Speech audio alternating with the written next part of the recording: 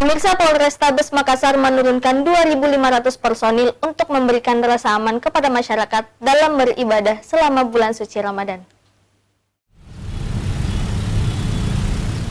Menyambut bulan suci Ramadan, Polrestabes Makassar akan melakukan patroli berskala besar untuk memberikan rasa aman kepada masyarakat dalam beribadah selama bulan suci Ramadan. Pengamanan tersebut akan melibatkan 2.500 personil dan disebar di beberapa masjid serta lokasi yang rawan tawuran di Kota Makassar. Bukan hanya itu, tingkat pengamanan juga dilakukan di jam-jam pada saat buka puasa, di mana hal tersebut rawan terjadi kejahatan. Dari Polrestabes Makassar akan memberikan rasa aman, nyaman dan tentram kepada masyarakat Kota Makassar. Tentunya kita tindak lanjuti dengan menaruh atau menempatkan personel Polri yang ada di titik-titik rawan gangguan Kamtibmas.